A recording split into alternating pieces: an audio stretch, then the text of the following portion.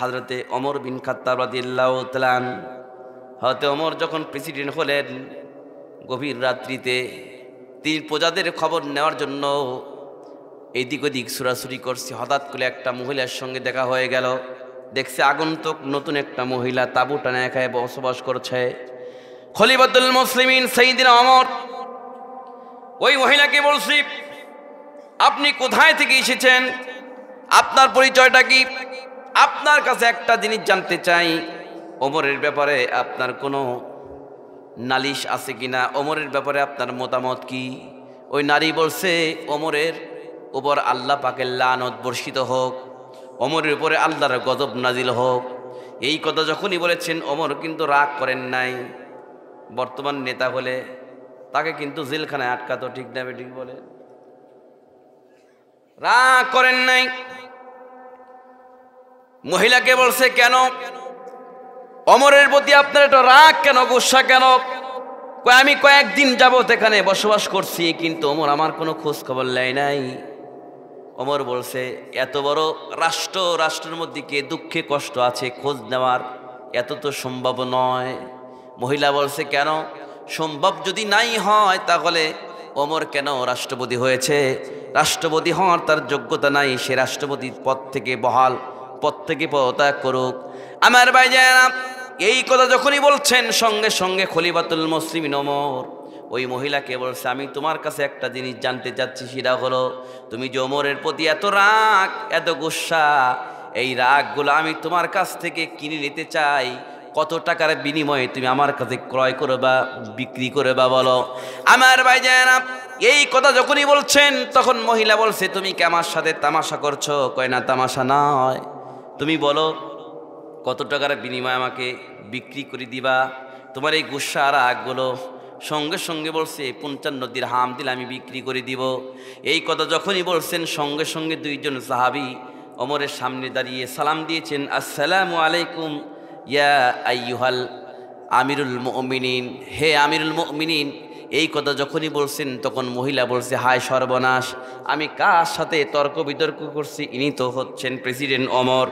আমার ভাইজান, আমার বন্ধুগণ, এই কথা যখনই বলছে, সাইয়্যিদিনা ওমর বলছেন, হে মহিলা, আপনি কোনো টেনশন করবেন না, আপনি কোনো চিন্তা করবেন না, আপনি হক কথা বলেছেন, সত্য কথা বলেছেন, আপনি কোনো বিরক্তি বোধ করবেন না।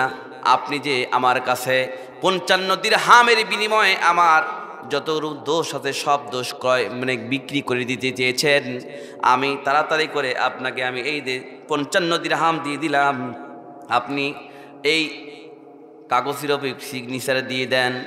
ওই নারী কাগজের উপর যখন সিগনেচার দিয়ে দিলেন, আউযু বিল্লাহি মিনাশ শাইতানির রাজিম, বিসমিল্লাহির রাহমানির রাহিম।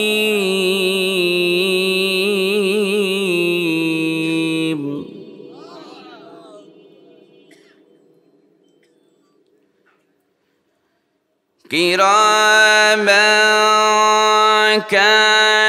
কাতিবিনা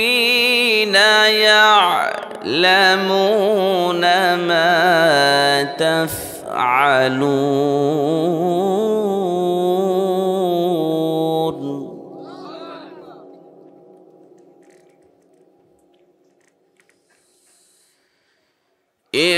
ইন্নাল আবরার লাফি নাঈমিন ওয়া ইন্নাল ফুজ্জারা লাফি জাহিম।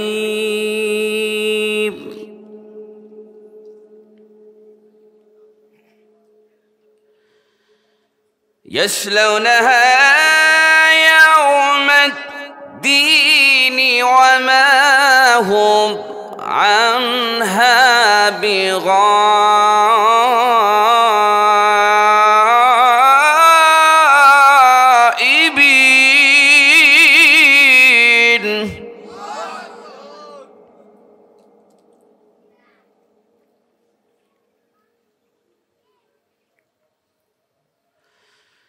وما أدراك ما يوم الدين ثم ما أدراك ما يوم الدين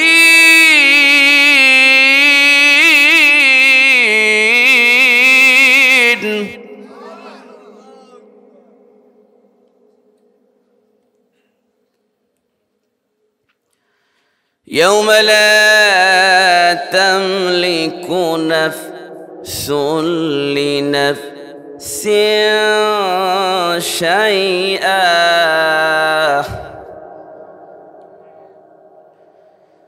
والأمر يومئذ لله.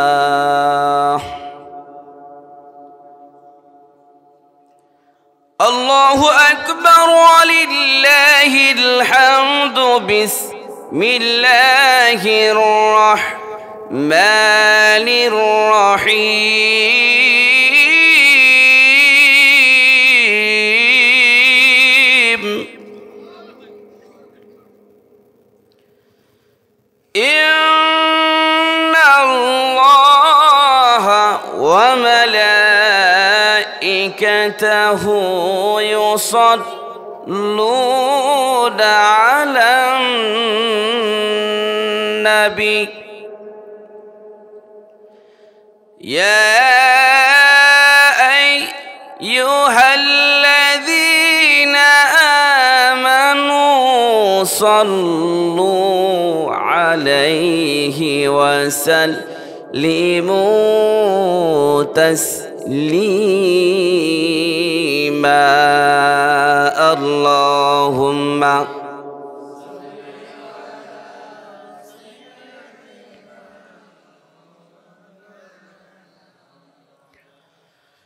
وعلى آل سيدنا شفيع حبیب خدا تینی نبی کملی والا تری سوات آجو دنیا اجالا تری بیرہے دو چوک তারি বিরহে দু চোখ অশ্রু ঝরায় যে ফুল যুগ যুগান্তরে খুশবু ছড়ায় এঁকেছি সে ফুল মোরা মনেরই কাবায় যে ফুল যুগ যুগান্তরে খুশবু ছড়ায়। আল্লাহুম্মা জোরে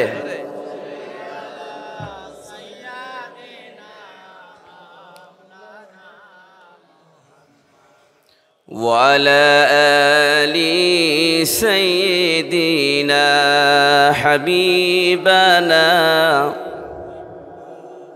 নবী আমার জানের জান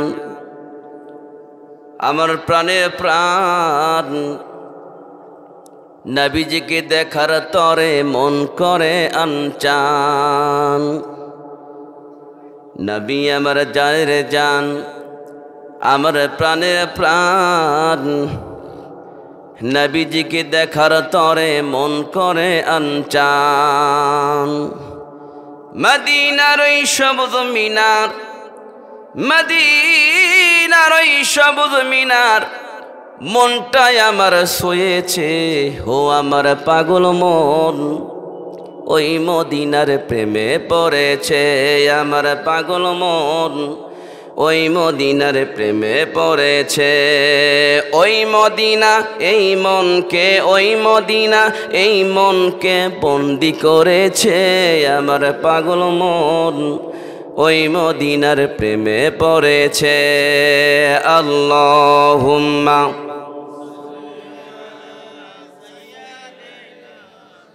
মাওলানা محمد وعلى آله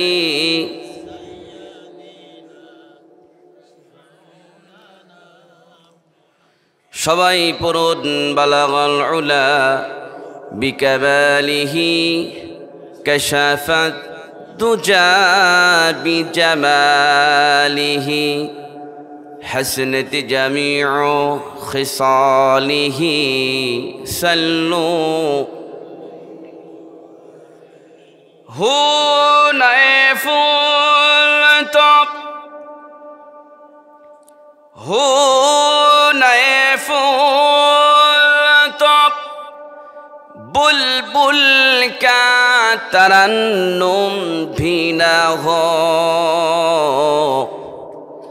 चिमने दहर में कलियों का तबस्सुम भी न हो बलगल उला बिकमालिही कशफत दुजा बिजमालिही حسنت جميع خصاله صلوا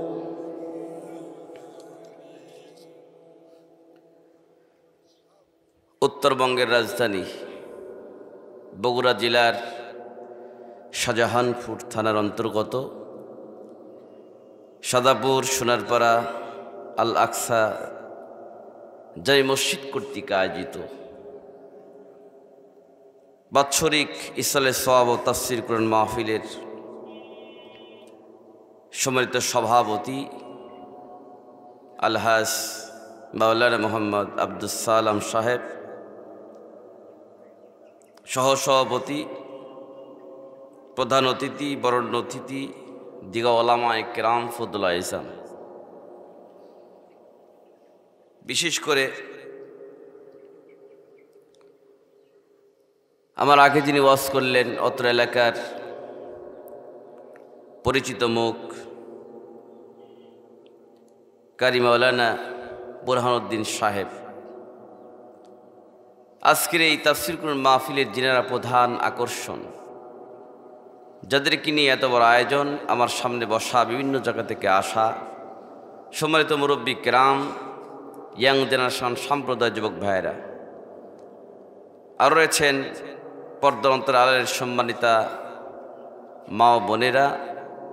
বক্তৃতার শুরুতে আমি আবারও আমার হৃদয় নিংড়ানো প্রাণ উজাড় করানো সালাম জানাচ্ছি, আসসালামু আলাইকুম ওয়া রাহমাতুল্লাহি তাআলা ওয়া বারাকাতুহু। শুরুতে জানতে চাচ্ছি আপনারা কেমন আছেন? আলহামদুলিল্লাহ। ভালো থাকার শ্রেষ্ঠ নিয়ামতকে সাথে নিয়ে অসংখ্য মানুষের মাঝখান থেকে বাছাই করে যাকে আল্লাহ পাক তৌফিক দিয়েছেন, সেই ব্যক্তিকে জান্নাতের বাগানে আসার মতো বসার মতো সুযোগ করে দিয়েছেন। আমরা বসতে পেরে খুশি না বেজার? কেমন খুশি মহান আল্লাহ তাআলাকে শুকরে কাফন আদায় করার মাধ্যমে জানিয়ে দিয়ে বলি আলহামদুলিল্লাহ। আর একটু জোরে বলে আলহামদুলিল্লাহ। তারপরে বিশ্ব নবী, যে নবীর উম্মত হওয়ার জন্য অনেক নবী রাসূল আফসোস করে গিয়েছেন, যে নবী বলেছেন he is the wise man who controls his নফস and work for the life of hereafter. বিনা দরখাস্তে আমরা সেই নবীর উম্মত হতে পেরেছি। সেই নবীর প্রতি লাখো কোটি দরুদ সকলেই বলি সাল্লাল্লাহু আলাইহি ওয়াসাল্লাম। মুআজ্জাজ মুহতারাম সম্মানিত ভাই জানেরা, কোরআন কারীমের মাহফিলে এসেছি, কথা হবে কোরআনের। কোরআনের যে কথা, এই কথাগুলো কার? একটু আসতে বলি কার?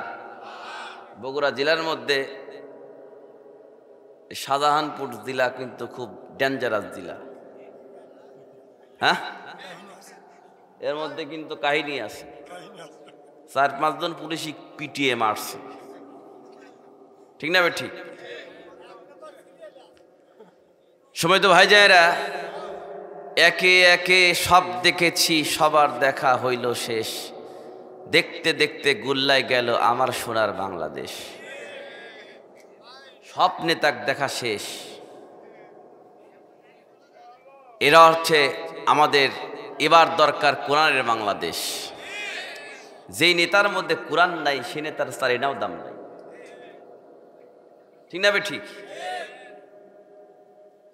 ফিরাউনের রাষ্ট্র কায়েম করতে চেয়েছিল, বিরোধী কোনো দলকে কোনো ব্যক্তিকে কথা বলতে দেয় নাই।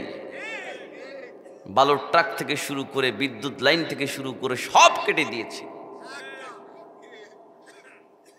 বাংলাদেশের সবচাইতে নির্যাতিত দল হচ্ছে জামাতে ইসলামী। কথা ঠিক না বেঠিক বলে? কথাই বলতে দেয় নাই, নিষিদ্ধ ঘোষণা করলো, সে নিজেই নিষিদ্ধ হয়ে গেল। আল্লাহ কিনা করতে পারে? কথা ঠিক না বেঠিক বলে? আমার সময় তো ভাই জায়েরা, আমি একটু আলোচনা করি কোরআন থেকে। আলোচনা করবো না মোনাজাত করে দেব? চলবে ইনশাআল্লাহ।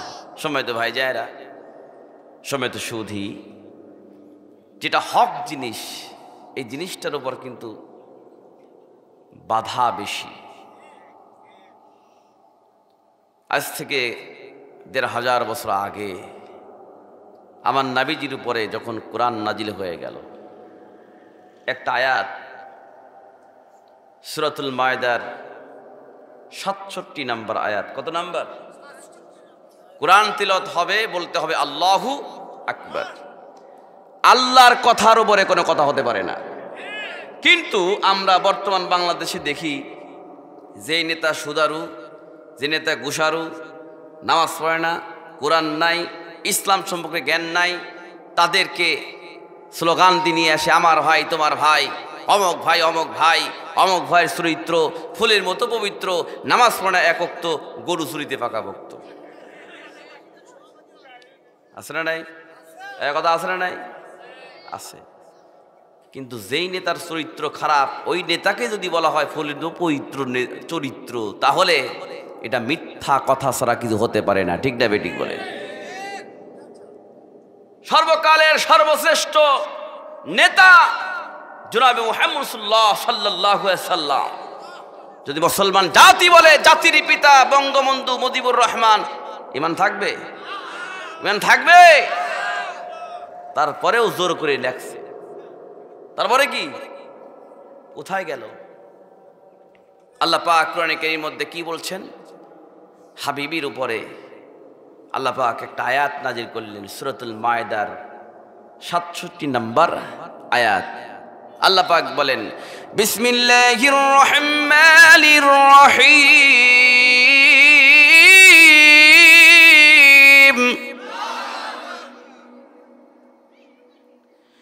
ইয়া আইয়ুহার রাসূলু বাল্লিগ মা উনজিলা ইলাইকা মির রাব্বিক وإن لم تفعل فما بلغت رسالته والله يعصمك من الناس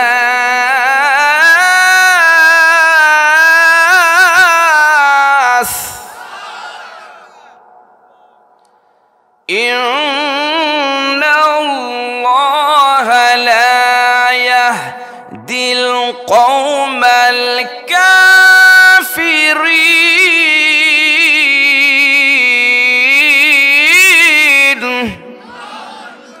আমার বন্ধুগণ, আল্লাহ পাক তার হাবিবের উপরে আয়াতে কারিমা নাজিল করে দিয়ে বললেন, হে আমার হাবিব, হে আমার রাসূল, আপনার উপরে যে কোরআন শরীফ রিসালাত আপনার উপর যে নাজিল করা হয়েছে, এই রিসালাতের দায়িত্ব আপনি মানুষের নিকট প্রচার করুন। যদি আপনি রিসালাতের দায়িত্ব পালন না করেন, তাহলে আমার হুকুম আপনি তামিল করলেন না। এই রিসালাতের দায়িত্ব প্রচার করতে গিয়ে আপনার উপরে স্টিম রুলার চালানো হবে। মানুষ আপনাকে পাগল বলবে, ঠিকমতো প্রচার আপনাকে করতে দিবে না, আপনি পিছনে আসবেন না, সামনের দিকে হাঁটবেন। আল্লাহু ইয়াসিমুকা মিনান নাস, যারা বিরোধিতা করবে ওই সকল মানুষের কবল থেকে আমি আল্লাহ পাক আপনাকে রক্ষা করব। ইন্নাল্লাহ ইন্নাল্লাহ লা ইয়াহদিল কওমাল কাফিরিন। আল্লাহ পাক কাফির সম্প্রদায়কে হেদায়েত দান করবেন না। কথা কার? যখন কার? আমার ভাই যারা খুব লক্ষ্য করবেন, এই আয়াতটা যখন নাজিল হয়ে গেল, আমার নবীজি মানুষের নিকট যখন কোরআন কারীমের দাওয়াত দেওয়া শুরু করলো, কাফের লিডাররা নবীজির বিরুদ্ধে রেড অ্যালার্ট জারি করেছিল। কথা ঠিক না বেঠি? আল উলামা ওয়ারাসাতুল আম্বিয়া, নবীদের ওয়ারিস হচ্ছে আলেমরা। নবী নাই, কিন্তু তার রেখে যাওয়া দুইটা জিনিস আমাদের কাছে আছে, কোরআন আর হাদিস। এই কোরআন আর হাদিসের কথা গত বছর আমরা ঠিক মতো মানুষের নিকট প্রচার করতে পারি নাই। কথা ঠিক না বেঠিক বল? মাহফিল করতে গেলে অনুমতি লাগছে, নেতার নাম দেওয়া হয় নাই, মাহফিল বন্ধ করে দিয়েছে। কথা বলেন না? আপনাদের এদিক মনে হয় না?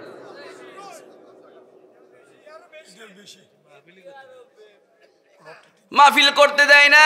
এ মুসলমান জাতি, কিসের মুসলমান? আমরা আল্লাহর সৃষ্টি, পৃথিবীর জমিনে আল্লাহর কথা হবে, আল্লাহর কথা বলতে ঠিক মতো দেয় নাই। কিন্তু ভাই রাখে আল্লাহ, খুব লক্ষ্য করবেন, আমরা ঠিক মতো কোরআনের দাওয়াত দিতে পারি নাই। আমি নিজেই গত বছর পাবনা জেলায় শাহজাহানপুর থানা নয়, সাতিয়া থানায় গিয়েছিলাম ওয়াজ করার জন্য। একজন নেতা মাইক কিনে নিয়েছে, ঠিক মতো আমাকে ওয়াজ করতে দেয় নাই। আগস্টের 5 তারিখে যখন সমস্ত লোকজনকে ফেলে রেখে আসল নেতা যখন দাদার বাবুর বাড়ি চলে গেল, আমি তখন ওই নেতার কাছে ফোন দিয়ে বললাম, তুমি কোথায়? তোমাকে আমি গরম ডিম দিব। এলাকার লোকজন বলতে, হুজুর আর খুঁজে পাওয়া যাচ্ছে না। আর কি খুঁজে পাওয়া যাচ্ছে না। সময় তো ভাই যায় না। بلغ ما أنزل إليك من ربك وإن لم تفعل فما بلغت رسالته والله يعصمك من الناس। আমার ভাইজানেরা, সমস্ত মানুষের কবল থেকে আল্লাহ পাক তার হাবিবকে রক্ষা করবে। বর্তমান সময় দেখবেন বাংলাদেশের জমিনে একজন তাফসীর কারক ছিলেন, যেই তাফসীর কারকের বিরুদ্ধে অনেক মানুষ কথা বলেছেন। কিন্তু আল্লাহর কসম করে বলি, যারা কোরআনের পাখি আল্লামা সাঈদী রাহমাতুল্লাহ এর বিরুদ্ধে কথা বলেছে, তার পকেট থেকে মোবাইলটা বাহির করে দেখেন, আল্লামা সাঈদীর ওয়াজ তার মোবাইলে আছে। কথা কেন ঠিক না বেঠিক বলেন? আমার ভাইজানেরা, এই রিসালাতের দায়িত্ব পালন করার জন্য বাধা প্রদান করেছে বাংলাদেশের রত্ন। হাসতে হাসতে হাসপাতালে গেল, পরের দিন দেখা গেল সেই ব্যক্তি আর দুনিয়াতে বেঁচে নাই। ইনজেকশন পুশ করে তাকে হত্যা করা হয়েছে। কথা ঠিক না বেঠিক বলেন? এই মুসলমান জাতি, ইনজেকশন পুশ করে তাকে যখন হত্যা করা হলো, তার ইন্তেকাল বার্ষিক আসার আগেই তার পতন হয়ে গেল। পতন যখন হয়ে গেল, তখন তার বাপের শোক দিবস পালন করা বাদ দিয়ে কোরআনের পাখির শোক দিবস পালন করছে। কথা ঠিক না বেঠিক?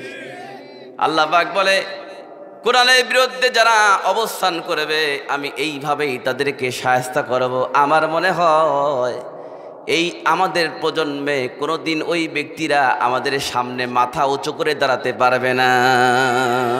ঠিক না বেঠিক বলেন? কিন্তু স্বৈরাচার পালিয়ে গিয়েছে, তার দোসররা আজ পর্যন্ত বাংলার জমিনে ষড়যন্ত্র করেছে। হে মুসলমান জাতি, এই স্বৈরাচারের দোসররা যদি স্বৈরাচারের দোসররা আজ পর্যন্ত বাংলার জমিনে, স্বৈরাচার দোসররা বাংলার জমিনে যদি কোনো ষড়যন্ত্র পায়তারা করে, আর একটা বার হলে মাথায় কাপড় বেঁধে এমন উচিত শিক্ষা দিতে হবে যাতে করে আর জীবনে ইসলামের বিরুদ্ধে কোনো কথা বলতে না পারে। কথা ঠিক না বেঠিক বলে? খবরদার, স্বৈরাচার চলে গেছে, কিন্তু এখনো কিন্তু তার দোসররা আছে, আছে না নাই? আমাকে এক মুসল্লি করছে, আমিলিক করছে, হুজুর দোয়া করবেন, আমাদের নেত্রী টস করে ঢুকে পড়বে। আমাকে কি কয়, হুজুর দোয়া করবেন, বলে আসলেই তো খেলা জমবে। ঠিক না বেঠি? সাত মাথায় একটা রিক্সা আর একটা রিক্সায় বাধা দিছে। কয় তুই বাধা দিল কেন? মনে হয় তুই আমিলিক করিস। মানে মানুষের মধ্যে একটা কি একটা ঘৃণা জমে গেছে। আমার ভাইজানা, আমার নবীজি রিসালাতের দায়িত্ব পালন করতে গিয়েছে, খুব লক্ষ্য করবেন। আর একটা আয়াত যখন নবীর উপরে আয়াত নাযিল হয়ে গেল, ওয়াংজির আশিরাতাকাল আকরাবিন, হে আমার হাবিব, আপনি নিকট আত্মীয়দেরকে ইসলামের দিকে ডাকেন। নবী যখন নিকট আত্মীয়দেরকে ডাক দিলেন, একটা পাহাড়ের পাশে সমস্ত আত্মস্বজনকে ডাক দিয়ে বললেন, হে আমার আত্মস্বজনরা, হে কুরাইশ বংশের লোকরা, আমি যদি তোমাদেরকে বলি ওই যে পাহাড় দেখা যায়, পাহাড়ের ওই পাশে ওত করে একটা দল তোমাদেরকে আক্রমণ করার জন্য ওত পেতে আছে, তোমরা কি আমার কথা বিশ্বাস করবা? কয় অবশ্যই করব, অবশ্যই করব। তখন রাসূল বললেন, শোনো, আমি তোমাদেরকে জাহান্নামের আগুন থেকে বাঁচাইয়া জান্নাত নিতে চাই। এই জান্নাত যাইতে হলে সবাই আমার সাথে বলো, লা ইলাহা ইল্লাল্লাহু মুহাম্মাদুর রাসূলুল্লাহ। আমার ভাইজানা, নবীজি যখন এই কথা বললেন, অনেকগুলো লোক ওখানে জড়ো হয়ে আছে। মাঝখানে আবুল আহাব দাঁড়িয়ে আছে। আবুল আহাব তখন বলে উঠল, তাব্বালাকা লিহাযা জামাতানা, হে মুহাম্মদ, তোমার ধ্বংস হোক। নাউযুবিল্লাহ কর। এই জন্যই কি তুমি আমাদেরকে একত্রিত করেছো? তোমার ধ্বংস কামনা করছি। এই কথা বলে আমার নবীজির মুখের দিকে পাথর নিক্ষেপ করেছে। আল্লাহ রসুলের মুখটা লাল বর্ণ হয়ে গেল। সঙ্গে সঙ্গে আল্লাহ পাক আবু জাহলের বিরুদ্ধে আয়াত নাজিল করে দিলেন, তাব্বাত ইয়াদা আবি লাহাবি ওয়া তাব্বা মা আগনা আনহু মালুহু ওয়া মা কাসাব সায়াসলা নারান যাতা লাহাবি ওয়া ইমরাআতুহু হাম্মালাতাল হাতাব ফি জিদিহা হাবলুম মিন মাসাদ। জোরে আল্লাহু আকবার। আবুল আহাবের দুই হাত এবং তার সমস্ত সম্পত্তি ধ্বংস হয়ে গেছে। সম্পত্তির বাহাদুরি আবুল আহাব দেখাইছিল, আল্লাহ পাক ধ্বংস করে দিয়েছেন। আজকে বাংলার জমিনে অনেক এমপি মন্ত্রীর বাড়িতে বস্তা বস্তা টাকা, কথা ঠিক না বেঠিক বলেন? এত সম্পদ লাগে, এত সম্পদ। আমরা আমাদের সম্পদগুলো নিয়ে বিদেশে পাচার করে বিদেশে বাড়ি করছে, কথা ঠিক না বেঠিক বলেন? মুসলমান জাতি খুব লক্ষ্য করবেন, বাংলাদেশের জমিনে আজকে তাফসীর মাহফিলের বিরুদ্ধে কথা বলে। ভারতের জমিনে এমন কোন বছর নাই যে আমি যাই না। অনেক জায়গায় ভারতে গেলে অনেক এলাকায় টুপি খুলে আসতে হয়। ড্রাইভার বলে, হুজুর আপনি টুপি খোলেন, এখানে উগ্রপন্থী হিন্দু আছে, যদি আপনার মাথায় টুপি দেখে তাহলে আক্রমণ করার সম্ভাবনা আছে। কিন্তু এই পরিবেশ কিন্তু বাংলার জমিনে নাই, কথা ঠিক না বেঠিক বলে? কথা কন না কেন? মুসলমান জাতি শান্তির জাতি, মুসলমান জাতি হাঙ্গামার জাতি নয়। কিন্তু ভাই, মুসলমান জাতি বাতিলের কাছে মাথা নত করে না। মুসলমান জাতি একমাত্র কার কাছে মাথা নত করে? যেরকম কার কাছে? আমরা হিন্দুদের পূজা পাহারা দিয়েছি যাতে কোনো ডিস্টার্ব করতে না পারে। কিন্তু আজকে সেই হিন্দু উগ্রপন্থী হিন্দু ইসকন জাতীয় বদমাইশরা আমাদের আইনজীবী, একজন মুসলিম আইনজীবীকে হত্যা করা হয়েছে, কথা ঠিক না বেঠিক? এত বড় সাহস কোথায় পায়? সেটাই বলতেছি, এখনো দোসররা আছে না নাই? কত আছে না নাই? আছে। আশ্চর্য ব্যাপার, আমরা নামাজ পড়ি কিন্তু আমাদের মসজিদ সভাপতি কিরা? বেনামাজি। কে বলেন? বেনামাজি। 5 ওয়াক্ত নামাজ পড়ে, কপালে তার দাগ, মক্কাতে যায় নামের আগে লাগায় হাদি সাপ। কথা কন না কেন? সার দোকানে বসে হাদি টেলিভিশন চায় ভাইরে, সার দোকানে বসে হাদি টেলিভিশন চায়, হিন্দি গানের তালে তালে পা দুটি নাচায়। সুদে ঘুষে জীবনে কাটে, করে দুর্নীতি, এমন লোক হয় যদি মসজিদের সভাপতি। উচিত কথা কইতে গেলে মোল্লার চাকরি নাই ভাইরে। আসলে নাই? উচিত কথা কইতে গেলে মোল্লার চাকরি নাই, আমাদেরই কপালেতে শান্তি বুঝি নাই। মুসলমান জাতি আজকে অধিকাংশ মসজিদ মাদ্রাসা ধর্মীয় প্রতিষ্ঠানের সভাপতি সেক্রেটারি সুদখোর ঘুষখোর বেনামাজি। কথা ঠিক না বেঠিক বলে? আপনাদের এই দিক মনে হয় নাই কেন? সমাজটা পরিবর্তন করতে হবে। আন আবি হুরায়রা রাদিয়াল্লাহু তাআলা قال قال رسول الله صلى الله عليه وسلم سبعة يذلهم الله في ظله يوم لا ظل إلا ظله إمام عادل وشاب نشأ في عبادة الله ورجل قلبه معلق في المسجد إذا خرج منه حتى يعود إليه ورجلان تحابا في الله اجتمعا يتفرق عليه ورجل ذكر الله خاليا ففضل عينه ورجل دعته امرأة ذات حسب أو جمال فقال إني أخاف الله ورجل تصدق بصدقة حتى لا تعلم شماله ما تنفق يمينه متفق عليه أي বুখারী মুসলিম। জোরে কোন আল্লাহু আকবার। আমার নবীজি বলেছেন, আন আবি হুরায়রা রাদিয়াল্লাহু তাআলা, হযরত আবু হুরায়রা রাদিয়াল্লাহু তাআলা বর্ণিত, তিনি বলেন রাসূল আকরাম সাল্লাল্লাহু আলাইহি ওয়াসাল্লাম ইরশাদ করেছেন, 7 শ্রেণীর ব্যক্তিদেরকে আল্লাহ পাক আর সাজিবের নিচে ছায়া দান করবেন, যেদিন আল্লাহর ছায়া ছাড়া কোনো ছায়া থাকবে না। কিয়ামতের ময়দানে সূর্য চলে আসবে 1.5 হাত নিচে, সূর্য চলে আসবে 1.5 হাত নিচে, মানুষের মগজ টকবক টকবক করে গলে গলে জমিনে পড়ে থাকবে। এই টাইমে আমার নবী বলেছেন 7 শ্রেণীর ব্যক্তিদের আল্লাহ পাক আর সাজিবের নিচে ছায়া দান করবেন। ওই 7 শ্রেণীর ব্যক্তিদেরকে আল্লাহ পাক আর সাজিবের নিচে ছায়া দান করিয়া আল্লাহর রহমতের কোলে উঠাইয়া আল্লাহ পাকের জান্নাত দিয়ে দিবে। কয় শ্রেণীর? আর 7টা জিনিস মানুষকে ধ্বংস করে। কয়টা জিনিস? আমি এই 7 দুগুণে 14টা পয়েন্ট আমি বলেই শেষ করব ইনশাল্লাহ, নাকি? কথা কন না কেন? মানুষকে ধ্বংস করে কয়টা জিনিস? এই 7টার মধ্যে আলেমরাও পড়তে পারবে, নেতারাও পড়তে পারে, আমি আপনিও পড়তে পারি। এই 7টা জিনিস যদি আমাদের মধ্যে ধ্বংস করে দেয়, এই 7টা জিনিস যদি আমাদের মধ্যে না পাওয়া যায়, 24 ঘন্টার মধ্যে বাংলার জমিন ইসলামের রাজ কায়েম হয়ে যাবে। আমরা তো চাই ইসলামের রাজ কায়েম হোক, চাই কি চাই না? কিন্তু আমাদের ঈমান শাকালুর মতো হয়ে গেছে। কি আলু? শাকা আলু। আজকের থেকে 500 বছর আগে, 500-600 বছর আগে শাহজালাল ইয়ামির রহমতুল্লাহ এসেছেন গৌর গোবিন্দের বিরুদ্ধে যুদ্ধ করার জন্য। গৌর গোবিন্দের বিরুদ্ধে যুদ্ধ করার জন্য বিল্ডিং এর পাশে দাঁড়িয়ে নারায়ে তাকবীর আল্লাহু আকবার দিয়েছেন। নারায়ে তাকবীর আল্লাহু আকবার এই ধ্বনিতে গৌর গোবিন্দের বিল্ডিং থেকে একটা ইট খসে পড়ে গেছে। আর আমরা তাকবীর দিয়ে মার খাই। তার মানে কি? ওই তাকবীরের মধ্যে ঈমান আছে, এই তাকবীরের মধ্যে ঈমান আছে, কিন্তু খুব দুর্বল, খুবই দুর্বল, এত দুর্বল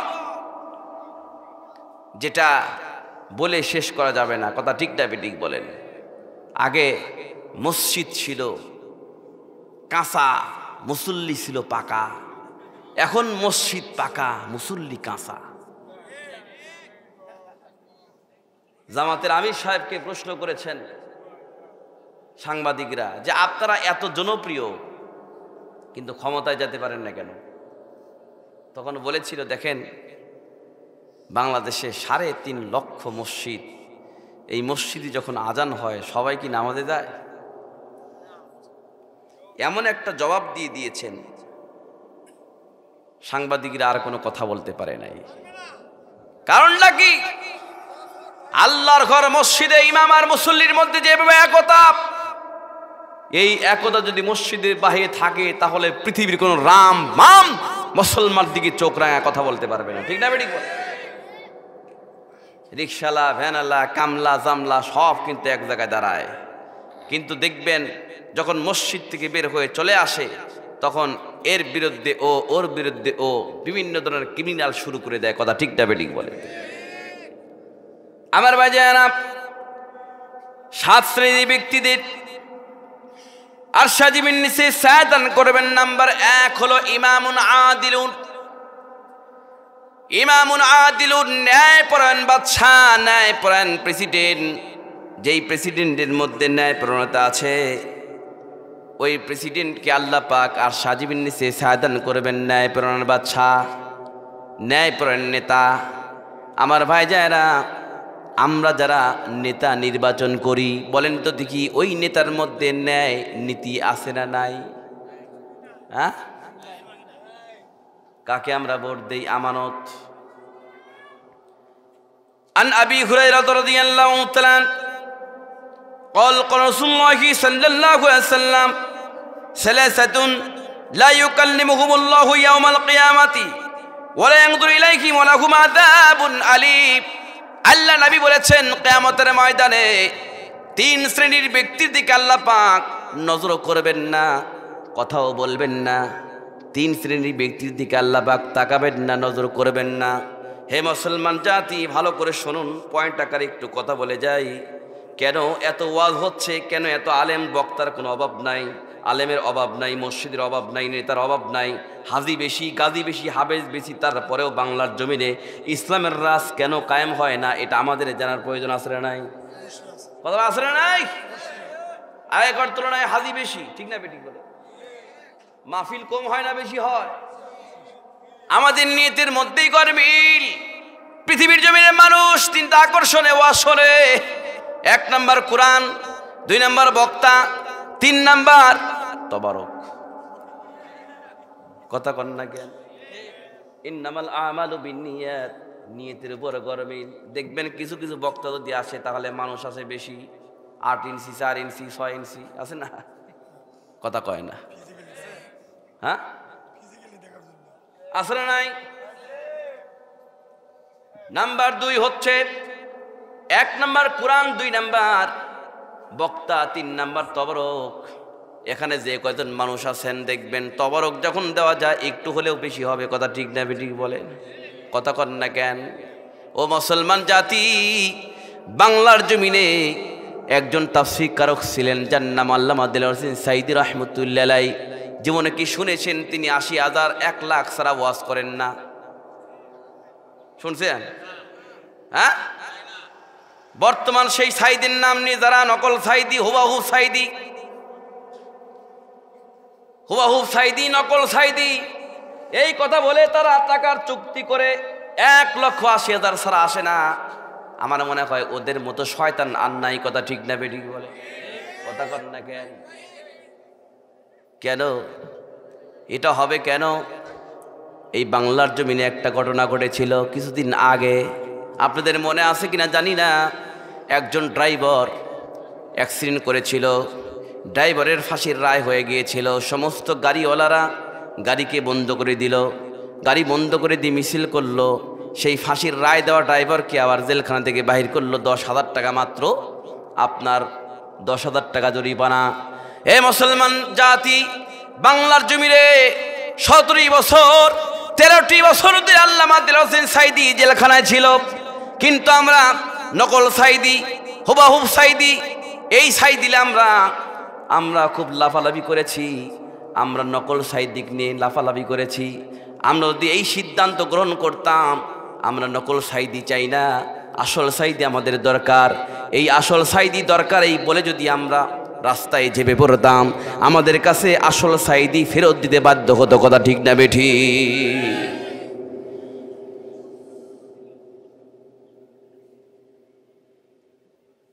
1,60,000, 30,000, 40,000 আগে ওয়েট করতে হবে, তাছাড়া মাহফিলে আসবে না। খবর নিয়ে জায়গা দেখেন, ওই বক্তা নিজের বাপকেও হাত দেয় না, নিজের মাকেও হাত দেয় না। আমার নবীজি বলেছেন, খুব লক্ষ্য করবেন, হে দুনিয়ার মানুষ, অচিরেই তোমরা চারটা জিনিস দেখতে পারবা। লা ইয়াবকা মিনাল ইসলাম ইল্লা ইসমুহু ওয়া লা ইয়াবকা মিনাল কুরআন ইল্লা রুসমুহু মাসাজিদুহুম আমিরাতুন ওয়া হিয়া খরাবুম মিনাল হুদা উলামাউহুম শাররুম মান তা'যিমিস সামাঈ মিন ইনদিহিম তাখরুজুল ফিতনাতু ওয়া ফীহিম তাউদরাহুল বাইহাকি ফি শুআবিল ঈমান। আল্লাহু আকবার। অচিরেই তোমরা চারটা জিনিস দেখতে পারবা। এক নাম্বার হলো লা ইয়াবকা মিনাল ইসলাম ইল্লা ইসমুহু, ইসলাম মানুষের মুখে মুখে থাকবে, কিন্তু সমাজ থেকে, রাষ্ট্র থেকে ইসলাম উড়ে যাবে। ইসলামের সুদ খাওয়া হারাম, সুদ খাবে, ঘুষ খাওয়া হারাম, ঘুষ খাবে। কথা কন না, সুদারও ঘুষারও আছে না নাই? এমন কোনো বাড়ি নাই লোন নাই, এমন কোনো বাড়ি নাই কিস্তি নাই, এমন কোনো বাড়ি নাই অধিকাংশ বাড়িতে ডিশ লাইন আছে না নাই? হাজার হাজার টাকা ডিশ লাইন বিল দেয়, হাজার হাজার টাকা ওয়াইফাই লাইন বিল দেয়, হাজার হাজার টাকা দেখবেন সুদে টাকা লাগায়, কিস্তি দেয়। আল্লাহর ঘরে মসজিদ মাসে 100 টাকা 6 মাসের বাকি রাখে।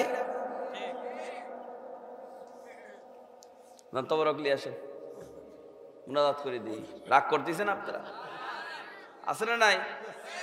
সুদের টাকা দিচ্ছে, কিস্তি দিচ্ছে, লোন দিচ্ছে, ওয়াইফাই লাইন সব দিচ্ছে। আল্লাহর ঘরে মসজিদে 50-100 টাকা চাঁদা 6 মাসের বাকি। এরা আবার কয় আল কোরআনের আলো ঘরে ঘরে জ্বলো। এবার আবার বাংলাদেশের ইসলামের আইন চায়, ঠিক না বেঠিক বলে? কেন? আবার অনেক প্রাইভেট শয়তান আছে, দেখবেন বাজারে গিয়েছে বাজার করার জন্য, হঠাৎ করে পকেটের মধ্যে থেকে সিরা টাকা বের হয়েছে, কোনো দোকানদার লেয় নাই। এই টাকাটা বাড়িতে এসে স্ত্রীকে দিয়ে বলছে, স্ত্রী তুমি টাকাটা নাও। কয় তুমি সিরা টাকা দিচ্ছ কেন? কয় শুক্রবার আসলে পকেটের মধ্যে দিয়ে দিস। শুক্রবার যখন আসে পকেটের মধ্যে দেয়, 2 রাকাত নামাজ পড়ার পর যখন কোটা যায়, তখন সিরা টাকা কোটার মধ্যে দিয়ে কয় আল্লাহ কোনো জায়গায় চালিয়ে ফেললাম না, তুমি চালালিও। খবর নিয়ে দেখেন মসজিদের যে অর্থমন্ত্রী কেশিয়ার, সেই সিরা টাকা পায় কিনা। এই দেখছেন? আমার ভাইজানা খুব লক্ষ্য করবেন, আমার নবীজি বলেছেন ইসলাম মানুষের মুখে মুখে থাকবে, কিন্তু ইসলামের নিয়ম নীতি সমাজ থেকে উঠে যাবে। ওয়ালা ইয়াবকা মিনাল কুরআন ইল্লা রুসমুহু, কোরআনের অক্ষর ব্যতীত কিছু বাকি থাকবে না। মানুষ বলবে আল কোরআনের আলো ঘরে ঘরে জ্বলো, কিন্তু নিজের মধ্যেই কোরআন নাই। বাংলাদেশের জমিনে অনেক মানুষ কিন্তু কোরআন পড়তে পারে না। কথা ঠিক না বেঠিক বলেন? মা গো আমি শিখবো না গো হাট্টি মাটিম টিম, শিখবো আমি কোরআন থেকে আলিফ লাম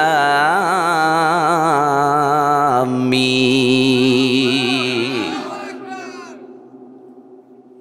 He who learns the Quran and teach it is the best of all. তোমাদের মধ্যে সেই ব্যক্তি উত্তম যে ব্যক্তি কোরআন শিক্ষা করে এবং অপরকে শিক্ষা দেয়। যার মধ্যে কোরআন নাই তার কোনো দাম নাই। আজকে থেকে 5-10 বছর আগে আমরা নামাজ পড়ে যখন ফজরের নামাজ পড়ে যখন রাস্তা দিয়ে ঘুরে বেড়াইছি, অনেক বাড়ি থেকে কোরআনের আয়াত কানে চলে আসছে, ঠিক না বেঠিক? এখন কয়জন বাড়ি থেকে আপনি কোরআনের আয়াত পান? ঠিক না বেঠিক? সারাত মোবাইল টেপে, সারাত ইন্টারনেট দেখে, সারাত ইউটিউব দেখে, রাত 12টা-1টার সময় ঘুমায় যায়।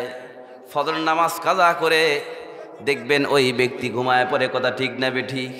আবার কিছু কিছু প্রাইভেট শয়তান আছে, দেখবেন ডায়াবেটিস হয়েছে, কিন্তু কি করে ফজর নামাজ বাদ দিয়ে রাস্তা দিয়ে হাঁটে। আছে না নাই? নামাজ বাদ দিয়ে রাস্তা দিয়ে হাঁটে। আবার সপ্তাহে একটা দিন আল্লাহর ঘরে মসজিদে গিয়া চেয়ারে নামাজ পড়ে, হাট বাজার সব করে, মসজিদে তার ন্যাংরা হয়ে যায়। আছে না নাই? শয়তান দেখি কয় তোর মতো বড় শয়তান আর নাই, আল্লাহ আমাক শয়তান বানাইছে কে? তুই হচ্ছে পাকা শয়তান। ঠিক না বেঠিক? রাগ করতেছেন? আমরা ইসলাম চাই। আজকে ওয়াজ শোনেন, ভালো করে শোনেন। নাম্বার 2 হলো ওয়ালা ইয়াবকামিল কুরআন ইল্লা ইসমুহু। কুরআন কুরআন কুরআন কুরআন তিলাওয়াত করা মানে আল্লাহর সঙ্গে কথা বলা। আপনি কলিজার সাথে হাত দিয়ে বলেন তো দেখি, মুসলমান জাতি, হে মুসলমান, তুমি কোরআন পড়তে পারো কিনা? কিন্তু আমরা অনেকেই কিন্তু কোরআন পড়তে পারি না, বরং কোরআন ওয়ালাদের বিরুদ্ধে আমরা অবস্থান করেছি। কথা ঠিক না বেঠি? নাম্বার 3 হলো মাসাজিদ। মসজিদের বহু বচন হচ্ছে মাসাজিদ। আল্লাহ নবী বলেছেন, মাসাজিদুহুম আমিরাতুন ওয়া হিয়া খরাবুম মিনাল হুদা। মসজিদগুলো হবে জাঁকজমকপূর্ণ, মসজিদগুলো হবে টাইলস পূর্ণ। ওয়া হিয়া খরাবুম মিনাল হুদা, কিন্তু প্রকৃতপক্ষে তা মুসল্লি শূন্য হবে। আপনি কলিজার সাথে হাত দিয়ে বলেন তো দেখি, এই সোনার পাড়া আল আকসা জামে মসজিদ উন্নতি কল্পের জন্য মাহফিল, এখানে যতগুলি মানুষ এসেছেন, কলিজার সঙ্গে হাত দিয়ে বলেন তো ফজরের নামাজে কিন্তু এতগুলো মানুষ পাওয়া যাবে না। কথা বলেন না কে? আছে না নাই? কিসের ইসলাম? সাহাবিকরামরা, আল্লাহর ওলিরা, আগে যারা এসেছেন তারা ইমানি শক্তি দিয়ে ইসলাম কায়েম করেছেন। কারণ আমরা ইমানি শক্তি যতক্ষণ পর্যন্ত অর্জন করতে না পারবো, ততক্ষণ পর্যন্ত কথার মধ্যে কোনো তাসির হবে না। কারণ আমি বক্তা, আমিও পর্দার ওয়াজ করলাম, আমার বউ যদি পর্দা না করে এই ওয়াজ দিয়ে কোনো লাভ হবে না। আসলে নাই? ঠিক না? ঠিক। মসজিদগুলো হবে জাঁকজমকপূর্ণ, কিন্তু মুসল্লি খুঁজে পাওয়া যাবে না। অনেক মসজিদে গিয়া দেখেন ফজর নামাজের আজান, মুয়াজ্জিন আর ইমাম নামাজ পড়ে শেষ করতেছে, কোনো মুসল্লি খুঁজে পাওয়া যাচ্ছে না। আছে না নাই? বাৎসরিক মুসল্লি আছে, সাপ্তাহিক মুসল্লি আছে। আছে না নাই? সপ্তাহে একটা দিন নামাজ পড়তেছি, আবার বাৎসরিক মুসল্লি। দেখবেন ঈদের 2টা নামাজ পড়াবার জন্য ঈদের মাঠে যাওয়া বাদ দিয়ে সেদিন গরু নিয়ে যায় নদীতে যাবানের জন্য, গরুকে গোসল করার জন্য যায়। মানুষজন বলে নামাজ শেষ হয়ে যাবে, কয় গরুটা ভালো করে গোসল করাই। গরু গোসল করাচ্ছে, দিক ঈদের নামাজ শেষ হয়ে গেল।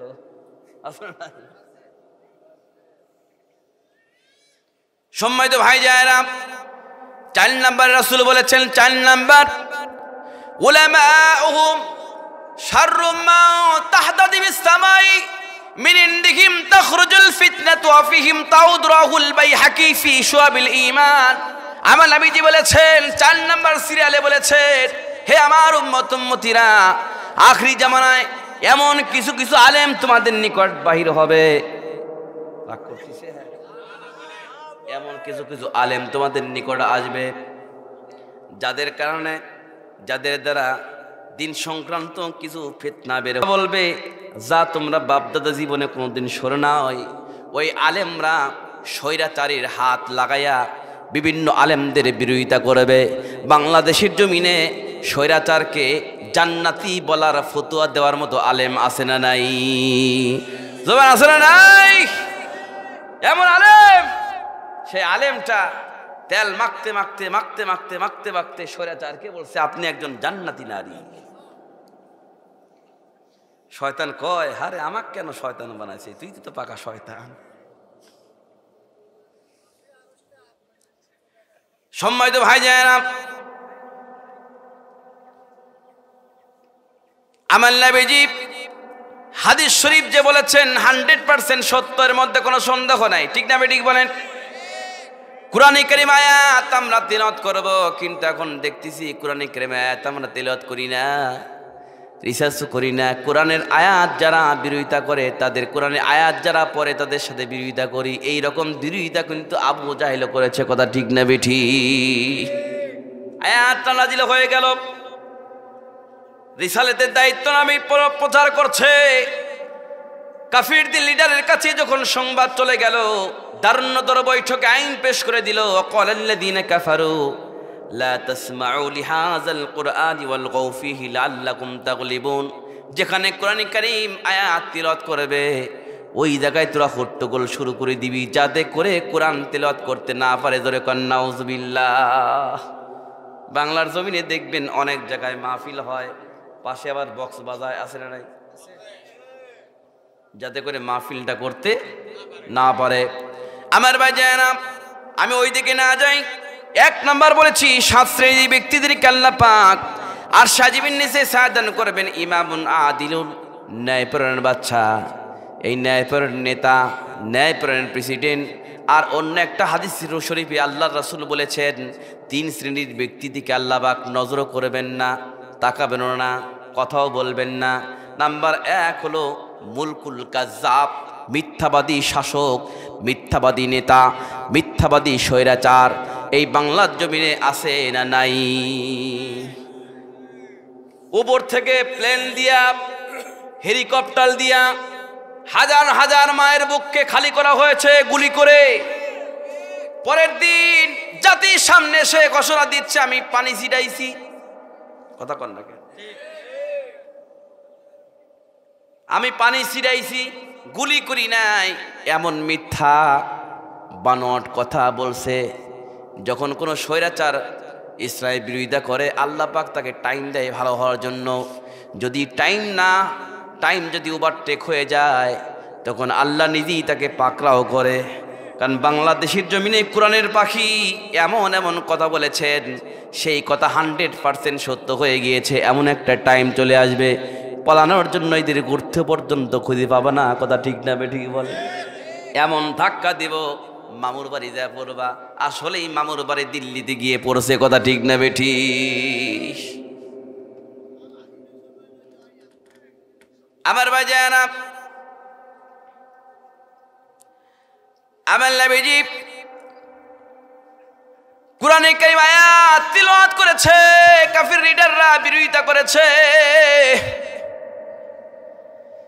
কিন্তু লিডাররা মনে মনে চিন্তা করে, আমার যদি নেতাগিরি না থাকতো তাহলে আমি রাসূলের কাছে মুসলমান হয়ে যাইতাম। আজকে দেখবেন বাংলাদেশের জমিনে দিন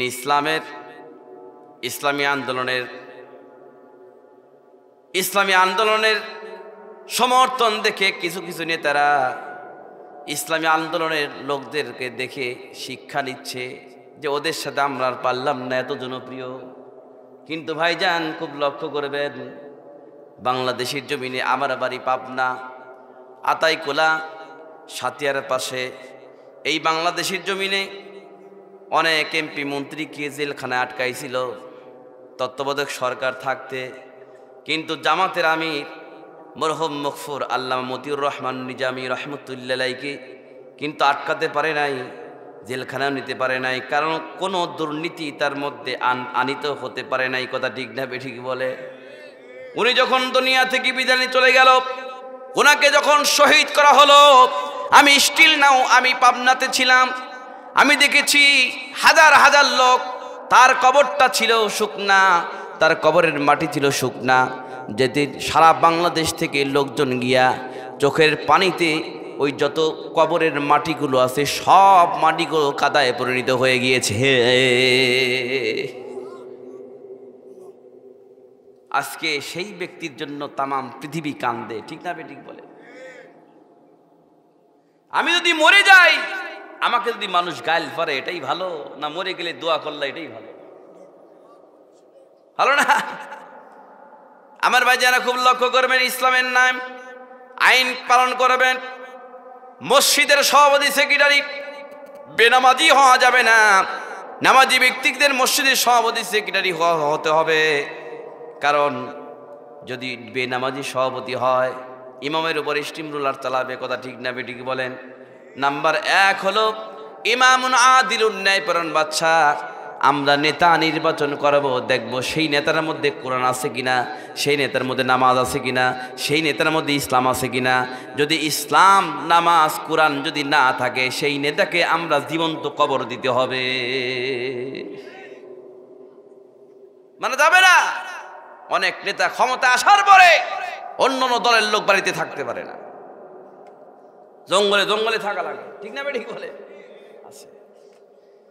নেতা ছিলেন ইমামুল মুরসালিন, খাতামান নবীন, আমার আপনার নবী জনাবে মুহাম্মদ সাল্লাল্লাহু আলাইহি ওয়াসাল্লাম। তিনি যখন পৃথিবীর জমিন থেকে বিদায় নিয়ে চলে গেলেন, চলে যাওয়ার পর ক্রমান্বয়ে খলিফা হলেন হযরতে ওমর বিন খাত্তাব রাদিয়াল্লাহু তাআলা।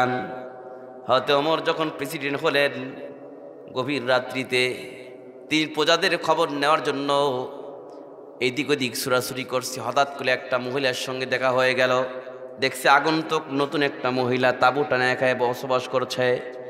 খলিফাতুল মুসলিমিন সাইয়্যিদিনা ওমর ওই মহিলাকে বলছি, আপনি কোথায় থেকে এসেছেন, আপনার পরিচয়টা কি, আপনার কাছে একটা জিনিস জানতে চাই, ওমরের ব্যাপারে আপনার কোনো নালিশ আছে কিনা, ওমরের ব্যাপারে আপনার মতামত কি। ওই নারী বলছে, ওমরের উপর আল্লাহ পাকের লানত বর্ষিত হোক, ওমরের উপরে আল্লাহর গজব নাজিল হোক। এই কথা যখনই বলেছেন, ওমর কিন্তু রাগ করেন নাই। বর্তমান নেতা হলে তাকে কিন্তু জেলখানায় আটকাতো, ঠিক না ঠিক বলে, রাগ করেন নাই। মহিলাকে বলছে, কেন ওমরের প্রতি আপনার একটা রাগ কেন, গুসা কেন? আমি কয়েকদিন যাবত এখানে বসবাস করছি, কিন্তু ওমর আমার কোনো খোঁজ খবর নেয় নাই। ওমর বলছে, এত বড় রাষ্ট্রের মধ্যে কে দুঃখে কষ্ট আছে, খোঁজ নেওয়ার এত তো সম্ভব নয়। মহিলা বলছে, কেন সম্ভব যদি নাই হয়, তাহলে ওমর কেন রাষ্ট্রপতি হয়েছে? রাষ্ট্রপতি হওয়ার তার যোগ্যতা নাই, সে রাষ্ট্রপতির পদ থেকে পদ থেকে পদত্যাগ করুক। আমার ভাইজানেরা, এই কথা যখনই বলছেন, সঙ্গে সঙ্গে খলিফাতুল মুসলিমিন ওমর ওই মহিলাকে বলছে, আমি তোমার কাছে একটা জিনিস জানতে চাচ্ছি, সেটা হলো তুমি যে ওমরের প্রতি এত রাগ, এত গুসা, এই রাগগুলো আমি তোমার কাছ থেকে কিনে নিতে চাই। কত টাকার বিনিময়ে তুমি আমার কাছে ক্রয় করবা, বিক্রি করবা বলো। আমার ভাইজানেরা, এই কথা যখনই বলছেন, তখন মহিলা বলছে, তুমি কি আমার সাথে তামাশা করছো? কয় না, তামাশা নয়, তুমি বলো কত টাকার বিনিময়ে আমাকে বিক্রি করে দিবা তোমার এই গুসা আর রাগগুলো। সঙ্গে সঙ্গে বলছে, 55 দিরহাম দিলে আমি বিক্রি করে দিব। এই কথা যখনই বলছেন, সঙ্গে সঙ্গে দুইজন সাহাবী ওমরের সামনে দাঁড়িয়ে সালাম দিয়েছেন, আসসালামু আলাইকুম ইয়া আইয়ুহাল আমিরুল মুমিনিন, হে আমিরুল মুমিনিন। এই কথা যখনই বলছেন, তখন মহিলা বলছে, হায় সর্বনাশ, আমি কার সাথে তর্ক বিতর্ক করছি, ইনি তো হচ্ছেন প্রেসিডেন্ট ওমর। আমার ভাইজান, আমার বন্ধুগণ, এই কথা যখনই বলছে, সাইয়্যিদিনা ওমর বলছেন, হে মহিলা, আপনি কোনো টেনশন করবেন না, আপনি কোনো চিন্তা করবেন না, আপনি হক কথা বলেছেন, সত্য কথা বলেছেন, আপনি কোনো বিরক্তি বোধ করবেন না। আপনি যে আমার কাছে 55 দিরহামের বিনিময়ে আমার যত দোষ আছে সব দোষ বিক্রি করে দিতে চেয়েছেন, আমি তাড়াতাড়ি করে আপনাকে আমি এই 55 দিরহাম দিয়ে দিলাম, আপনি এই কাগজের উপর সিগনেচার দিয়ে দেন। ওই নারী কাগজের উপর যখন সিগনেচার দিয়ে দিলেন, আর সাক্ষী হিসেবে দুইজন সাহাবী হযরত আলী এবং আব্দুল্লাহ ইবনে মাসউদ সামনে দাঁড়িয়ে আছেন। সঙ্গে সঙ্গে সাইয়্যিদিনা ওমর বলছেন, হে আলী, হে আব্দুল্লাহ ইবনে মাসউদ, তাড়াতাড়ি করে তোমরা সাক্ষী হিসেবে এই চিঠির উপর সিগনেচার দিয়ে দাও। কাল কিয়ামতের ময়দানে আল্লাহ পাক যদি আমাকে ধরে, তাহলে আমি বলতে পারবো এই মহিলার কাছ থেকে আমি সমস্ত ত্রুটিগুলো 55 দিরহামের বিনিময়ে ক্রয় করে নিয়েছি। কাগজটা নিয়ে সুন্দর করে জড়াইল, জড়ানোর পরে বাড়িতে গেল। বাড়িতে গিয়ে তার সন্তান আব্দুল্লাহকে ডেকে বলে, আব্দুল্লাহ রে, তুমি এই দিকে আসো। আমি যদি দুনিয়া থেকে যেদিন চলে যাব, দুনিয়া থেকে যখন বিদায় চলে যাব, আমার যখন কবর দেওয়া হবে, আমার কবরের মধ্যে এই কাগজের টুকরাটা দিয়ে দিবা, কারণ কিয়ামতের ময়দানে এই মহিলা যাতে আমার বিরুদ্ধে কোনো লালিশ করতে না পারে। জোরে করে আল্লাহু আকবার। আমার ভাইজানেরা, ও মুসলমান জাতি, নেতা যদি হয় এইরকম নেতা হতে হবে। কারণ আন আবি হুরায়রা রাদিয়াল্লাহু তাআলা ক্বাল ক্বালা রাসূলুল্লাহি সাল্লাল্লাহু আলাইহি ওয়াসাল্লাম আরবাতুন আকুন্না ইযা কুন্না ফিকা ফালা আলাইকা মা ফাতাকা মিনাদ দুনিয়া। আমার নবীজি বলেছেন, তোমরা যদি 4টা জিনিসের গ্যারান্টি দিতে পারো, তাহলে আমি নবী তোমাদেরকে জান্নাতের গ্যারান্টি দিব। কয়টা জিনিস? তোমরা যদি 4টা জিনিসের গ্যারান্টি আমাকে দিতে পারো, আমি তোমাদেরকে জান্নাতের গ্যারান্টি দেব। আল্লাহু আকবার। নাম্বার 1 হচ্ছে হিফজুল আমানাত। আমানতের হেফাজত। বর্তমান আমানতের হেফাজত করা মানুষ, নেতা আমাদের খুব কম। কথা ঠিক না ঠিক বলেন? নতুন স্যান্ডেল পরে আপনি টাকা ধার দিবেন, ওই স্যান্ডেল ক্ষয় হয়ে যাবে, কিন্তু তাও আপনি টাকা আদায় করতে পারবেন না। কথা ঠিক না ঠিক বলেন? আমার এক মামাতো ভাই আমেরিকায় চাকরি করত, খ্রিস্টান একটা কোম্পানিতে। 20 বছর ধরে আলাদাভাবে কোম্পানির মালিকের কাছে কিছু টাকা গচ্ছিত রেখেছে। যখন গচ্ছিত রাখলো, গচ্ছিত রাখার পরে 20 বছর পর চলে আসবে, মালিকের কাছে যখন টাকা চায়, মালিক বলছে তুমি তো আমাকে কোনো টাকা দেওয়া নাই। মাথা কি ঠিক থাকে? তখন মামাতো ভাইটা চিন্তা করছে আমি কার কাছে বিচার দেব? যাক হোক, ওদের যে পপ পাদ্রী সবচেয়ে জ্ঞানী আলেম, যে তার কাছে আমি বিচার দিব। খুঁজে খুঁজে খুঁজে খুঁজে তাকে বাহির করছে। বাহির করলে বলছে আমি 20 বছর যাবৎ অমক কোম্পানিতে চাকরি করি, আমি চাকরি করে করে কিছু টাকা তার কাছে আমি গচ্ছিত রেখেছি। এখন আমি বাড়িতে যাব, টাকা চেয়েছি কিন্তু টাকা আমাকে দেয় না, অস্বীকার করছে। তখন বলছে তুমি আগামীকাল এসো। আগামীকাল যখন গিয়েছে, তখন কাগজের মধ্যে করে একটা লাইন, একটা সেন্টেন্স, ইংরেজিতে একটা জিনিস লিখেছে। জিনিস লিখে বলছে তুমি এটা না দেখে সরাসরি তুমি ওই তোমার মালিককে দিয়ে দিবা। যখন মালিকের নিকটে কাগজটা প্লেস করছে, মালিক বলছে আমি একটা দিন সময় নিচ্ছি, সম্পূর্ণ টাকা তোমাকে দিয়ে দেব। কয়দিন? একদিন সময় নিচ্ছি, সম্পূর্ণ টাকা তোমাকে আমি দিয়ে দেবো। আগামীকাল এই টাইমে তুমি আসবা, আগামীকাল এই টাইমে তুমি আসবা। যখন গিয়েছে তখন সম্পূর্ণ টাকাটা দিয়ে দেওয়ার পরে তখন ওই ব্যক্তিটা, মামাতো ভাই, চিন্তা করছে যে আচ্ছা কি জিনিস লিখলো, আমাকে টাকা ফেরত দিল, আমি এত চাইলাম আমাকে দিল না, এর জিনিসটা কি? মালিককে বলছে স্যার আমি জিনিসটা একটু দেখতে চাই, এই জিনিসটা কি লেখছে, মেহরবানি করে আপনি আমাকে একটু বলুন এই জিনিসটা কি। তখন মালিক বলতেছে জিনিসের মধ্যে আমাদের জ্ঞানী যে পপ পাদ্রী লিখেছে, এই টাকা আত্মসাৎ করা তো মুসলমানদের কাজ, তুই কি মুসলমান হয়ে গেছিস নাকি? তুই যদি টাকা ফেরত না দিস তাহলে বুঝবো তুই মুসলমান হয়ে গেছিস। আমার কথা কি বুঝছেন? এটা কথা বলা মানে কি? এই কথাটা বলা মানে কি? তামাম বিশ্বের মুসলমানদের মাথার উপরে জুতা মারা। কথা ঠিক না বেঠিক বলে? সময় তো ভাই যায়রা, আমি বলেছি কিন্তু 7টা জিনিস মানুষকে ধ্বংস করে দেয়, মনে আছে নাকি? এই 7টা জিনিস যদি আমরা মাটির নিচে পুঁতে রাখতে পারি তাহলে 24 ঘন্টার মধ্যে ইসলামের রাজ কায়েম হয়ে যাবে। তার মধ্যে 1 নম্বর হচ্ছে যার অন্তর কালো, নোংরা, অন্তর ভালো না। কারণ দেখবেন অনেক মানুষ উপরে ফিটফাট, নিচে সদরঘাট, আছে না নাই? হ্যাঁ, বাড়িতে এসে মানুষের কাছে খুব মিষ্টি মিষ্টি কথা কয়, বাড়িতে গিয়া বউকে পিটায়, মা বাপকে পিটায়, আছে না নাই? আছে না নাই? অন্তর যা শুদ্ধ নয়, অন্তর যার কালো, ওই ব্যক্তি ধ্বংস হয়ে যাবে। ওই ব্যক্তি কি হয়ে যাবে? ধ্বংস হয়ে যাবে। নাম্বার 2 নবীজি বলেছেন, খুব লক্ষ্য করবেন, নাম্বার 2 যার মধ্যে কৃপণতা আছে। কৃপণতার মানুষ আছে না নাই? কথা আছে না নাই? আজকে বাংলার জমিনে অনেক মানুষ ভিক্ষা দেওয়ার ভয়ে গেটের সাথে লিখে রাখে কুকুর হইতে সাবধান, যাতে ফকিররা ডিস্টার্ব করতে না পারে। ঠিক না বেশি? অথচ মুসলমান জাতির কাজ হচ্ছে মেহমানদারি করা। আমার ভাইজানা, আল্লাহ নবীর একজন সাহাবী, যার নাম হযরতে জাবের রাদিয়াল্লাহু তাআলা, নবীজিকে বলছেন, হুজুর আমার বড় আশা আকাঙ্ক্ষা, আমি আপনাকে খাওয়াবো। আমার একটা পালিত ছাগল আছে, সেই ছাগল জবাহ করে আপনাকে খাওয়াবো। নবীজি আমার বললেন ঠিক আছে, আমি যাব, তোমার দাওয়াত অমুক দিনে, তুমি যাও। আমার নবীজি দাওয়াতটা যখন গ্রহণ করলেন, হযরতে জাবের রাদিয়াল্লাহু তাআলা স্ত্রীর নিকটে এসে বলছেন, স্ত্রী রেডি হও, অমুক দিন রাসূল আসবে, ছাগলটা নিয়ে আসো, জবাই করব। ছাগলটা নিয়ে এসে জবাই যখন করলেন, করার পরে হযরতে জাবের রাদিয়াল্লাহু তাআলা বাড়িতে ব্যাগ নিয়ে চলে গেলেন বাজারে করবার জন্য। জাবেরের দুইটা ছেলে ছিল, একটার বয়স হচ্ছে 4 বছর আর একটার বয়স হচ্ছে 6 বছর। আমার বন্ধুগণ, আমার প্রিয় ভাইরা, খুব ভালো করে শ্রবণ করুন, কান লাগান।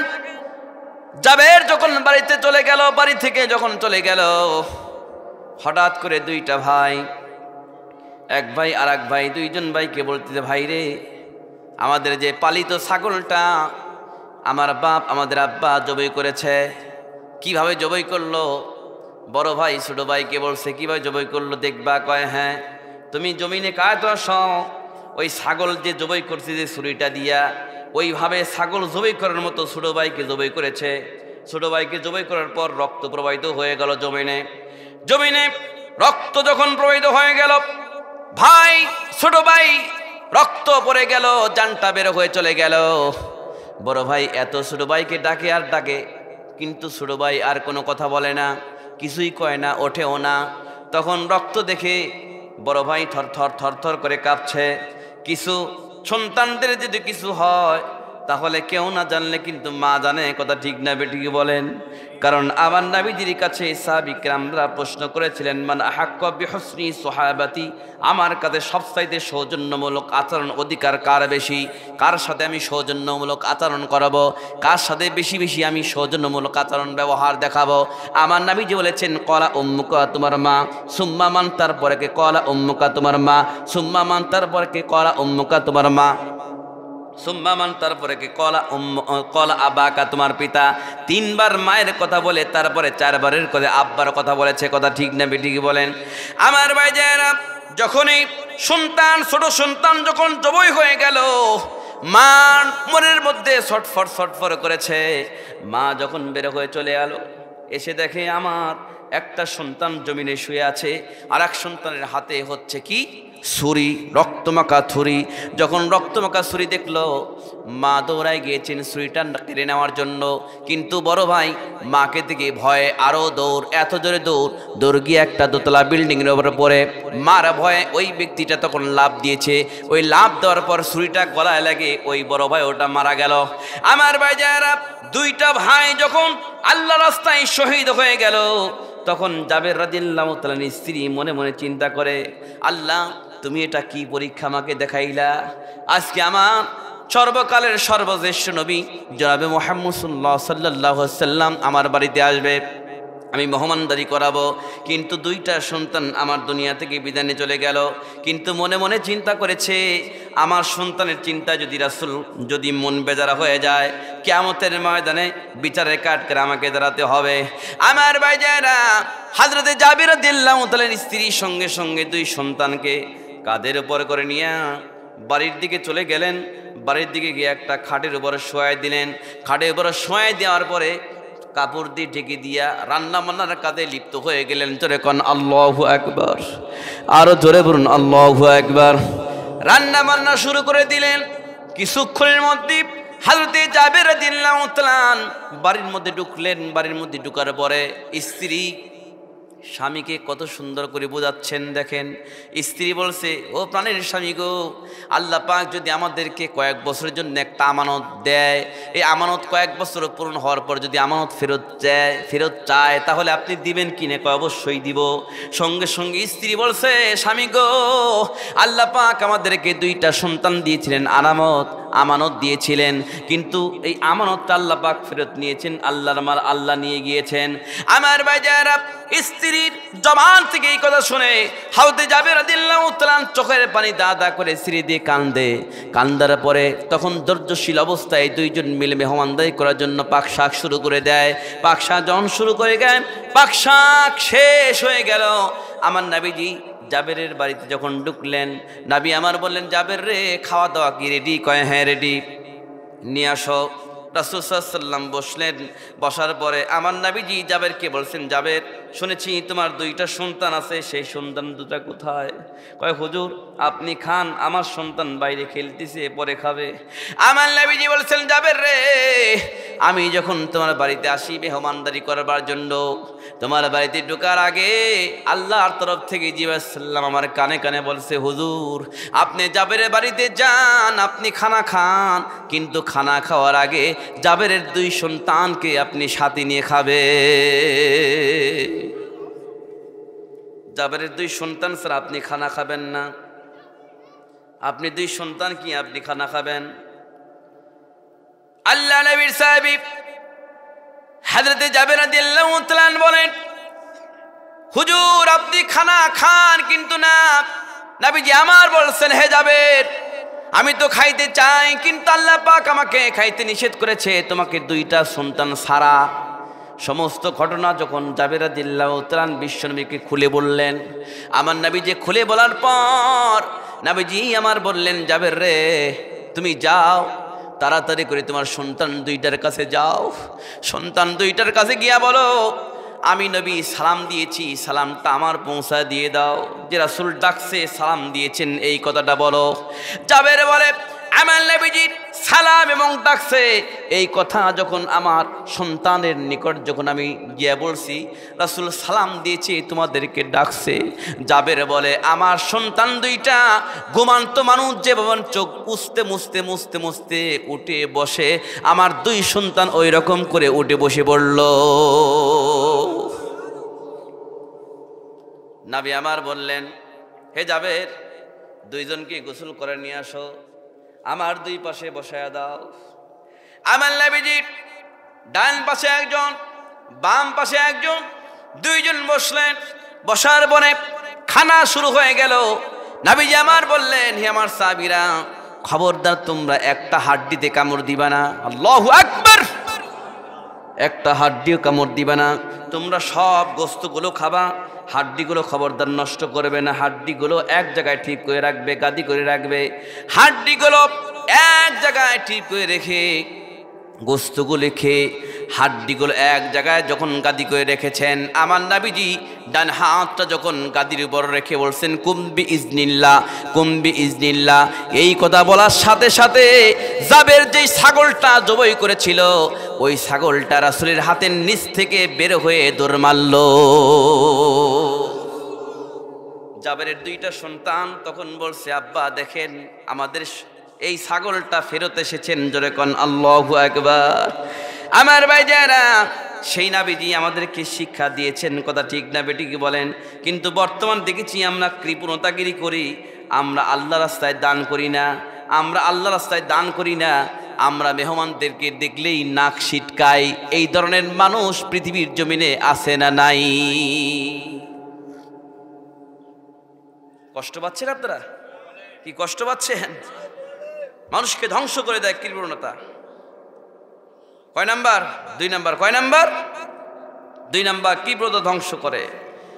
নাম্বার 3 হচ্ছে দাম্ভিকতা, অহংকার, মানুষকে ধ্বংস করে দেয়।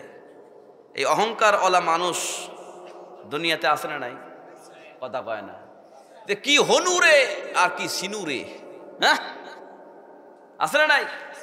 শক্তিশালী যুবককে যদি আল্লাহ পাক 5 বার পাতলা পায়খানা করে দেয়, বলেন একটা শক্তিশালী যুবক পাতলা পায়খানা হলো, 5 বার টয়লেটে গেল, দেখবেন তাকে আবার 1-2টা পুরুষ তুলা লাগে, ঠিক না ঠিক? হ্যাঁ, দাম্ভিকতা, অহংকার মানুষ করবে না, একমাত্র করবে কে? যখন কে কোনই দাম নাই, উপরে 1 প্যাচ নিচে 1 প্যাচ দিবেন, বানাবে লজেন্স চকলেট বানায় 3.5 হাত মাটির নিচে পুঁতি রাখবে, কথা ঠিক না বেঠিক বলেন? বাড়িওয়ালা নাই রে বাড়ি, নাই রে দুনিয়াতে, বাড়িওয়ালা নাই রে বাড়ি, নাই রে দুনিয়াতে, চোখেরই পলকে তুমি হতে পারো লাশ, চিরতরে বন্ধ হবে তোমারই নিঃশ্বাস, হবে আলাম তোমারই নাম মসজিদের মাইকে, বাড়িওয়ালা নাই রে বাড়ি, নাই রে দুনিয়াতে, কথা ঠিক না বেটি? ও তোমার গোনা দিন ফু রাইয়া যাবে, যৌবনে লাগবে ফাটি, ওহি যে দেখো ডাকিতেছে তোমায় কবরের মাটি। ঠিক না? ঠিক বলে। সন্ধ্যার আগে যেদিন ডুবিবে বেলা, এক পলকে ভেঙে যাবে তোদের রঙেরই মেলা। কারে দিবা তুমি জোরে ধমক, কারে দিবা তুমি জোরে ধমক, কার মাথায় ভাঙবা লাঠি, ওহি যে দেখো ডাকিতেছে তোমায় কবরের মাটি। ঠিক না বেঠিক বলেন? খবর পেয়ে আসবে আত্মীয় স্বজন, তোমারি চার পাশে বৈশা তারা করিবে কান্দন। সাজাইবে মনের মতন, সাজাইবে মনের মতন, কি সুন্দর পরিপাটি, ওহি যে দেখো ডাকিতেছে তোমায় কবরের মাটি। আমার মরণ আসিবে কখনো কেউ তো জানে না, আমি মরে গেলে আমায় তোমরা ভুইলা যাও না। আমার মরণ আসিবে কখনো কেউ তো জানে না, এই দুনিয়ায় চিরজীবন থাকার জায়গা না, অন্ধকার কবর যে আমার আসল ঠিকানা। সব রেখে আমি চলে যাব, সঙ্গী হবে না, আমার মরণ আসিবে কখনো কেউ তো জানে না। বাস বাগানে বা গোরস্থানে হয়তো দেবে মোরে কবর, তোমরা আমায় যাবে ভুলে, রাখবে না জানি কোনো খবর।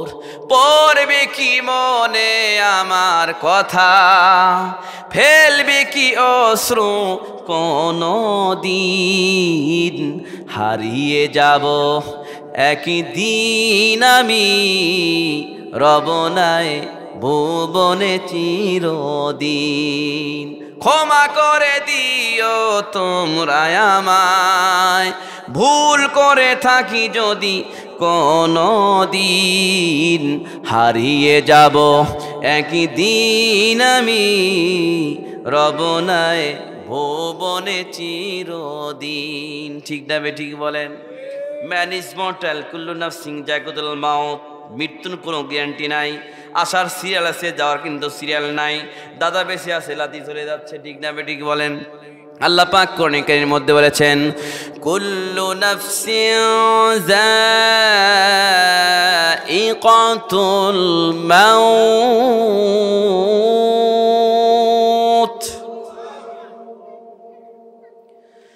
ওয়া ইন্নামা তুওয়াফাউনা উজুরাকুম ইয়াওমাল কিয়ামাহ فمن زحزح عن النار إلى الجنة فقد فاز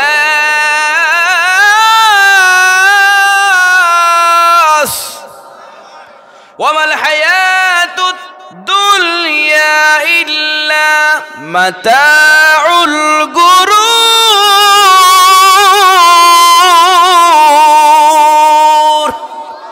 আল্লাহ পাক বলেন, দুনিয়ার জীবনটা হচ্ছে খেলতামাশা। এই দুনিয়ার জীবনের চাইতে আসল দুনিয়ার জীবন হচ্ছে কবর। ঠিক না বেঠিক বলেন? এই কবরের মধ্যে আমাদের যাইতে হবে। আমার ভাই যায়েরা, কবরের মধ্যে কিন্তু যাবে কি আমল। আমার নবীজি মুসলিম শরীফের হাদিসে বলেছেন, আল কাইসু মান দান্নাসু আমিল লিমা বাদাল মাউতি, the messenger of prophet of Allah said, he is the wise man who controls his নফস and work for the life of hereafter। যে ব্যক্তি নিজের নফসকে নিয়ন্ত্রণ করবে, ও আমিল লিমা বাদাল মাউতি, মৃত্যুর পরবর্তী জীবনের জন্য আমল সম্বল গোছাই নিয়ে যাবে, ওই ব্যক্তি হচ্ছে সবচেয়ে বুদ্ধিমানের কাজ করবে। কথা ঠিক না বেঠিক?